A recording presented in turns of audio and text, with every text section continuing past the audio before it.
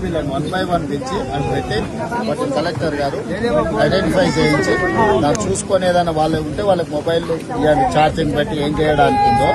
తర్వాత దీంట్లో వీళ్ళు ఎవరెవరు చెప్తారో ఈ ఫ్యామిలీస్ ను ఏ ఫ్యామిలీ వాళ్ళు ఎవరో లిస్ట్ అవుట్ చేయాలి. ఇట్లా గుంపుగా ఉంటే ఎవరు ఏ ఫ్యామిలీకి సంబంధించిన వాళ్ళు తెలియదు. వాళ్ళు ఇప్పుడు ఫోటోలు చూపిస్తున్నారు. ఈ ఫ్యామిలీ వాళ్ళు ఎవరు వీళ్ళ డీటెయిల్స్ ఇట్లా సపరేట్ చేయండి. దాంతో మీకు ఎవరితో ఏం మాట్లాడాలనో తెలుస్తుంది. ఇప్పుడు మీరు ఇట్లుంటే మీరు రేపు కాంపెన్సేషన్ ఇవ్వాలన్నా రేపు మంచి చెడ్డ ఏదైనా చేయాలన్నా కూడా ఇబ్బంది అవుతుంది. మీకు ఎవరికి వాళ్ళని వీడియోలు ఫోటోలు తీసుకొని ఒక రికార్డ్ తయారు చేయండి. ఈ ఫ్యామిలీకి సంబంధించిన వాళ్ళు ఎవరు 1 2 3 4 అంటే ఇక్కడ మీతో టచ్లు ఉన్నది ఎవరు, వాళ్ళ కాంటాక్ట్ నెంబర్ ఎవరు, వాళ్ళని ఎవరినో కూడా లిస్ట్ అవుట్ చేయండి. సో ఆ పర్సన్ డీటెయిల్స్ వచ్చి ఇమ్మీడియట్ గా మీరు చేయడానికి వాళ్ళు ఇక అర్థం కాకుండా ఇట్లా ఉన్నారనుకో ప్రాబ్లం అవుతుంది. వీళ్ళందరూ కూడా షెల్టర్ హోమ్ లాగా ఉండడానికి ఏదైనా చేయండి.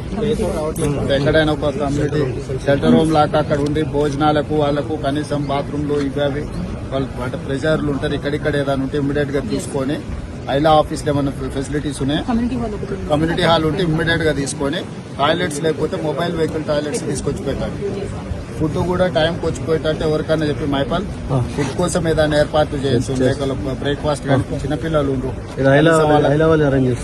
అదే టైంలీ పాలు చిన్నపిల్లలు ఏదైనా ఉన్నారనుకోండి పొద్దున బ్రేక్ఫాస్ట్ లంచ్ ఏమైనా స్నాక్స్ ఏమైనా చిన్నపిల్లలు ఏమైనా ఏమున్నారో రాసుకొని ఫుడ్ అరేంజ్మెంట్స్ కూడా చూడాలి. వాళ్ళు పడుకోవడానికి ఇంటి దానికి ఏమన్నా కూడా దుప్పట్లు ఇమ్మీడియట్ గా ఏర్పాటు చేయించండి collector. 4 members from her family, sir.